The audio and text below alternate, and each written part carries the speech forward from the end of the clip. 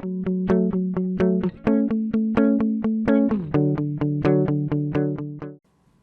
right, for this last part of the video, what we need to do is create another shelf like this one underneath, below, so it can be two supports and it'll be a lot stronger this way. So first thing we're going to do is come down here to the bottom. I'm going to zoom in, and just like above, I want to create my sketch on this surface right here. So I'm going to do a sketch right onto that surface. And now everything's in the way, so let's hide the upper disk. And then before we do anything else, let's do an intersection of where our pieces go through our current sketch. So I'm going to come here and do create, project include, and do an intersect command. I'm going to, instead of trying to click, I can click on each of these things, but instead of doing that, I'm going to come over here and click this one, hold down shift, and click the last one, and it'll select all of them for me. Make sure your selection filter is set to bodies and not features, and then click OK. Once that's done, I'm just going to hide the arms, all the arms, and that's where the arms come through at. So I need to create a disk that's in there. This time, instead of doing the polygon, I'm just going to do the example of doing a circle and see how well that works out. And I'm going to push this circle right up to almost the edge. Let me zoom in here. Yeah, so like there-ish. All right, and now I'm just ready to extrude. So I'm going to hit E for extrude. I'm going to extrude that one. And then I'm having this problem not being able to select some of these. I'm not sure. I'm going to zoom in a little bit, see if I can't grab them closer in. Nope. So one thing I found before is if I just flip over to the other side. Oof, man, what is going on there? Oh, maybe that's why. So I'm going to change. Ooh, that is so weird. Why did that change 13? So I'm going to do that to thickness real quick. So it's an actual. Now I'm going to go back to the top. Maybe it was just because of extruding so far I couldn't get a good click on it.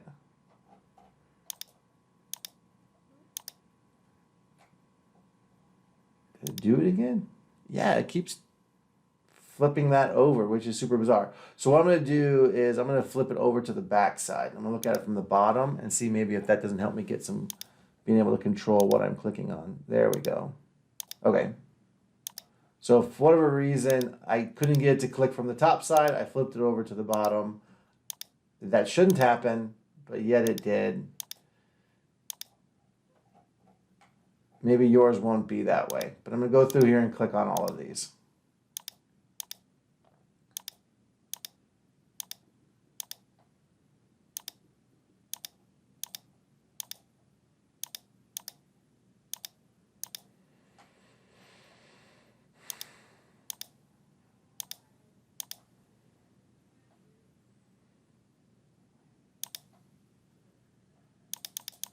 All right, I'll come back around. I'm going to call this thickness, and I want it to come up, so I'm going to leave it positive.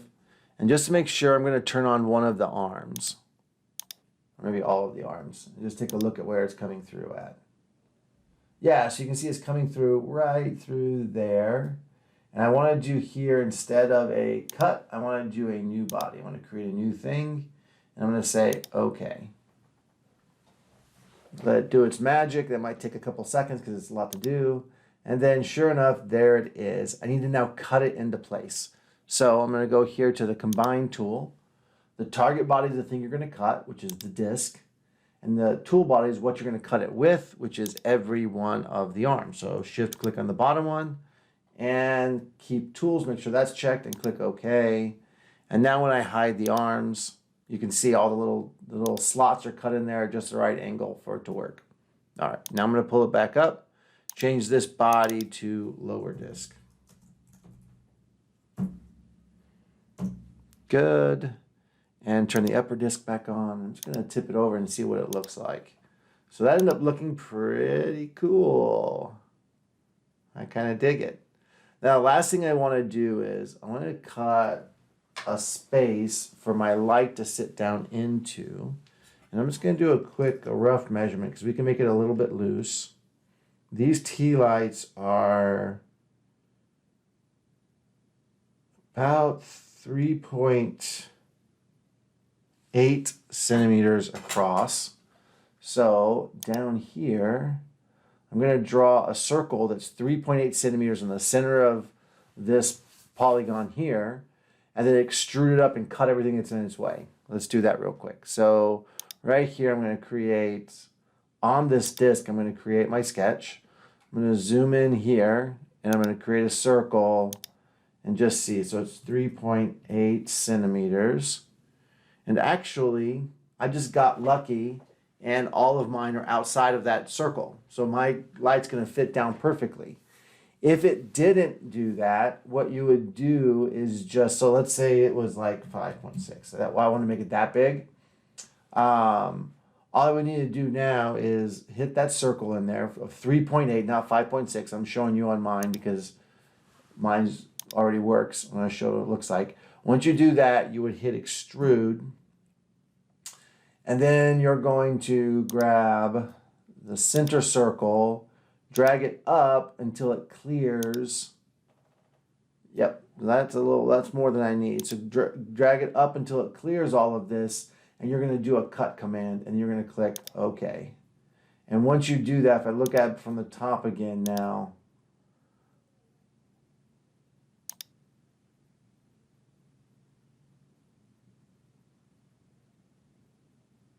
yeah, so from the top you can see I have, well, it's hard to see because the top arms are in the way. You can see where now I've cut all of these back to 5.6, and I have this circle in there.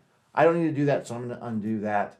But that's how you would do that to clean it out so you have a place for your candle to sit and be held.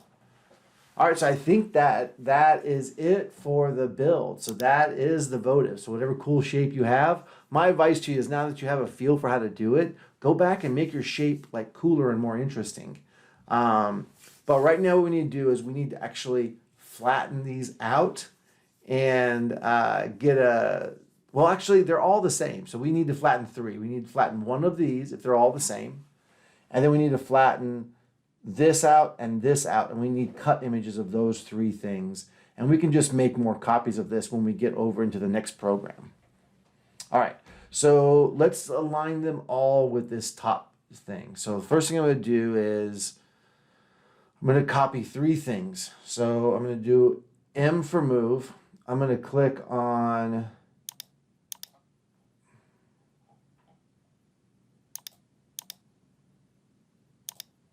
what is going on. I'm going to highlight it first, I guess, and then I'm going to hit M for move, and I'm going to select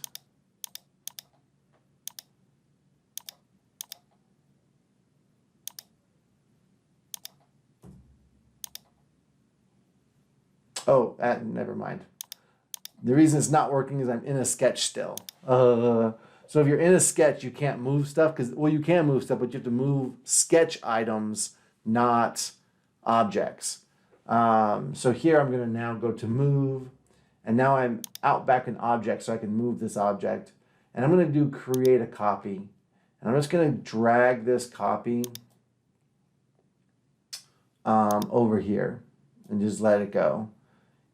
Oh, actually, before I do that, I'm going to actually grab more objects. So I'm going to go here to my selection. I want to actually select, I can't because I already moved it. Oh. I'm going to do the move tool again. I want to select all 3 things. This one, and this one. I'm going to do create a copy. And now I'm going to just drag that copy out to the side here and click OK.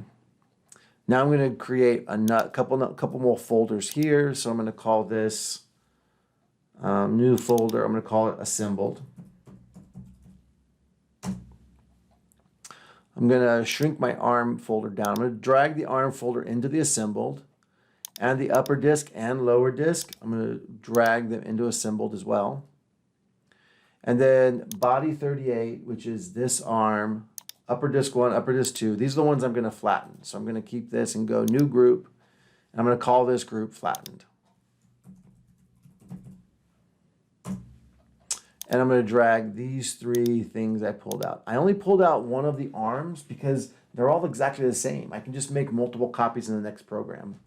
And now what I'm going to do is I'm going to flatten all this out. But when I do that, I want to hide all the assembled ones. And I'm going to turn this sketch off. I'm going to recenter on these guys. And now I'm just going to do this. I'm going to hit the align tool. I'm going to click on this one and then on this one, and it just flattened out and aligned their faces. When I do this, let me show you real quick on the next one even. I'm going to click OK. When I click on something to align, so I'm going to go here, align, it's always a thing that's going to move to the thing that you're moving to. So I'm going to grab this bottom disc. I don't want to grab it on one of these points or corners. I want to grab it in the gray face, just like that. Same thing with this top one. I want to be here in the gray face, not on one of these points. And click there, and now it just put them together. Now, of course, this is a mess because it's all on top of each other. So I'm going to click over to the top view so I can see what's going on. Use the M for move tool. Just grab, it doesn't matter which one you grab, just grab one and just drag it off to the side. And then click OK, and then move tool, I'm going to grab this one and just drag it off to the side. And click OK. Now, I'm going to make sure real quick that they're all on the same level, and they are. See how they're just one thickness all the way through? So they're all, no one's high or low. So I'm going to go back to my top view. And now I need to create a cut line for these outside edges. So I'm going to come over here and click on a construction plane. And I'm going to do an offset construction plane, which means I'm going to click here and then I want it to be a little bit lower. I want it just inside the plywood. So I want it to go down -0.1. And I'll show you from the side what that looks like. This yellow line right here, let me tip it just a tiny bit. Well, maybe I can't tip it well. There it is. This yellow line in here, this plane is just inside this layer of plywood. So you can see how it's just down below the surface, and that's what I want. I want the sketch to be inside the piece. Now I'm going to go back up here to home, click on top, and I'm going to click create a sketch right here on that plane. And again, that sketch is right inside that layer of plywood. And that's what I'm really looking for, is to be just inside the top layer of it. And now I'm going to do a create, project, intersect, which means wherever this, I want to make sure my body is selected here. You can see the red lines. That's what it's going to draw. It's going to draw the outside shape wherever it goes through the pattern. And I'm going to click OK. Now I'm going to hide the flattened body so I can see what I have. These are the lines we're going to use for the laser cutter to cut all this out. And then I'm going to come down here and open up my sketch folder. This last sketch is the one I need. I'm going to rename this sketch Layer 1, although that's all the layers we need. And now I need to do something that's going to be tricky on this one. I need to measure distance left, right, or up, down. Oh, this is going to be super tricky. I'm going to hit enter on the name right now. We need to have a guaranteed distance in here, but there really isn't anything good to use. Oof. Okay, that's what I thought. I didn't think that would work. So, actually I see something maybe I can use. So I'm going to try to do this. I'm going to do measure. I'm going to go from this outside point. See how this is the farthest point on mine, on the far right? And I'm going to measure how far it is from this line, which is the far left-hand side. And I got a line here that shows me the distance apart from them. And that's the number I need. It's the width here. So I'm going to come over here to layer. Oh, I'm going to hit close. So I got to remember that number, 51401, 51401. I'm going to put that in the name. So 51.4401. Enter. I'll need that number with the next program that I'm doing. Now I need to save this as a DXF, which is the type of file we need for the next program to read. So save as DXF. And I'm going to go find where I'm putting all this. So for me, Fusion, and then I thought I saw it. Candle holder, and unfilled tree votive is where I'm doing it. And inside tree votive, now I'm going to create a new folder and call it DXF files. And in there is where I'm going to save this. I'm going to call this layer 1. And it was 51.401. Layer 1, so 51.401. And in fact, I'm not going to use a decimal point, I'm going to use a comma instead. 51.401. Because sometimes periods screw up file names inside the period, inside the file name. So I'm going to do it with a comma instead, and then click Save. Awesome. Now I've got my DXF. I'm done with Fusion. Let's put it back to normal and close it out. I'm going to hide this sketch. I'm going to turn back everything on. I'm going to tip it to home.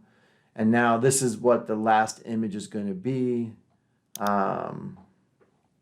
Oops, I just finished the sketch. Let me turn that sketch off again and click home and see if that works. Great. That's what I'm going to save with. So I'm going to hit Control S for save and be good. All right, awesome. We're going to now click over into Inkscape and do the final bit of work. I'll show you how that works. So we're going to open up Inkscape program. Right away, we're going to go to File, Document Properties. We're going to change the units to centimeters, and we're going to do the width as 60 and the height as 30. That's about 1 foot by 2 foot, which is the total cut area of our laser. So now we know, oh, I just clicked up here on accident, so I got to do all that over again. So centimeters, sorry about that, 60 and height 30. So if I zoom out, this is the total size of the piece of plywood. I got to get everything to fit on here if I can. So now I'm going to do File, Import, and I'm going to import DXF files. Nope, I'm in the wrong place. I want to go to Candle Holder, Tree Votive, nope, yep, Tree Votive, DXF files, and Layer 1. And I'm just going to click OK here, and it comes in, and look how huge it is. Like, this is a 2 foot by 1 foot plywood. This is way too big. So I did get that number, 51,401, and that should be centimeters. So I'm going to change my units here to centimeters.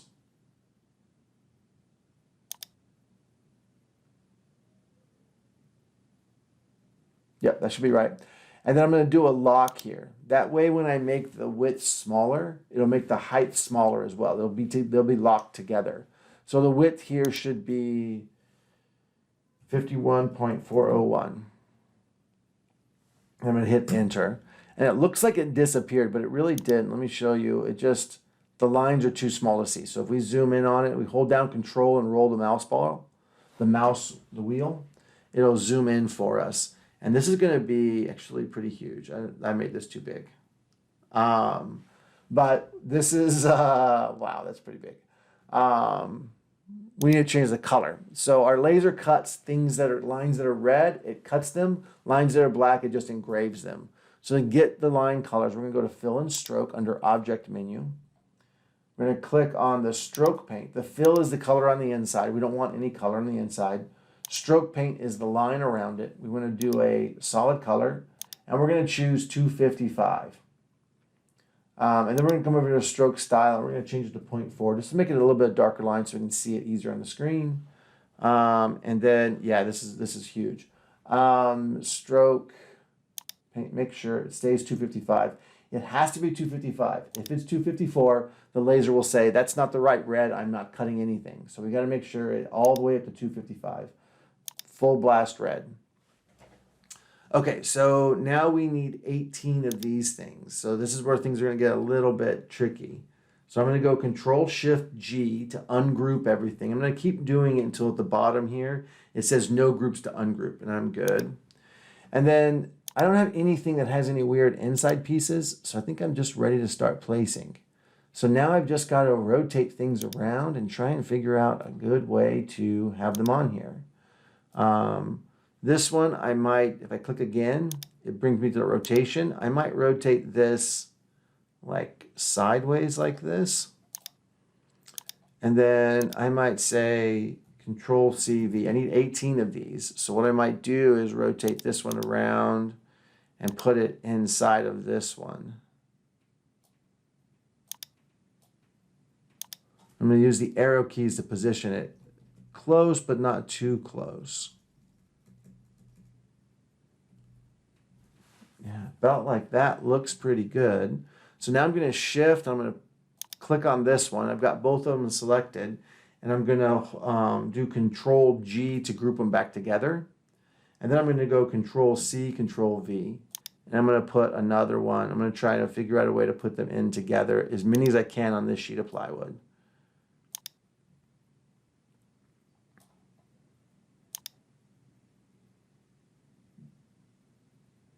Yeah, I'm actually going to collect that and go Control G and then Control CV. So I can do 4 of them now.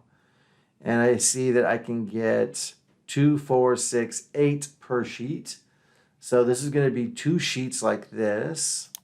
So I don't think I can get any more down here. Well, I'm just going to try real quick. So I'm going to hit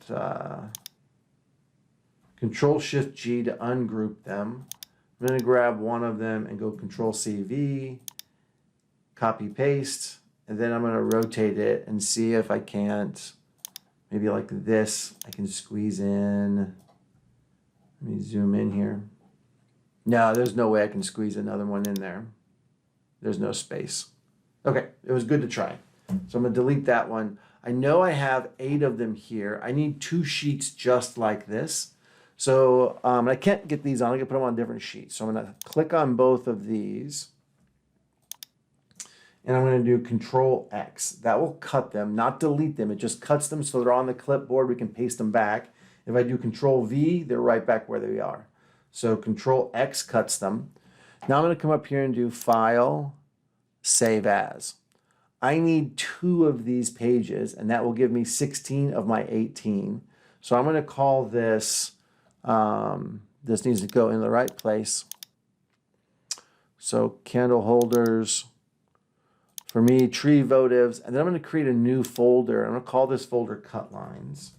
And I got to keep track of all this stuff or it's going to get really confusing and make lots of mistakes.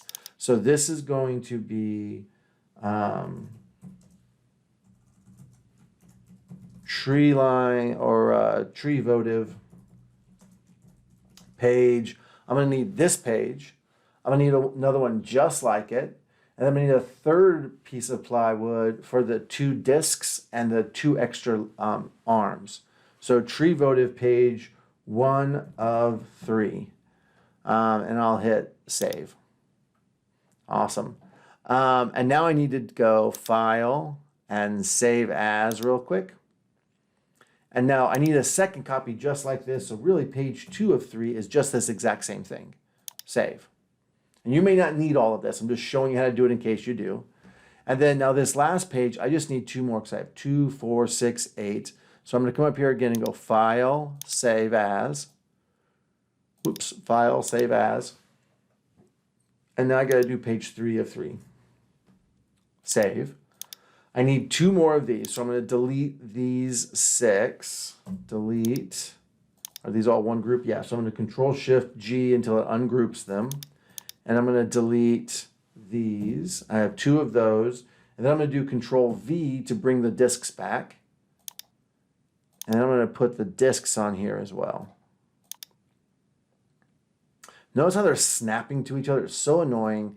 If you go to File, Document Properties, and then click over here on Snap, you can change all these snap numbers to really small numbers like 1. And now they won't snap together as much. So now I can position them without them snapping all the time. So there and there. I don't think I can make them on there any better than that. I'm just going to waste a lot of plywood with this project. And at this point, I'm going to say File, Save. And now I've got all 3 sheets of plywood ready to cut out. The next thing to do is take it to the laser, cut it, and get going. Awesome. Good job today.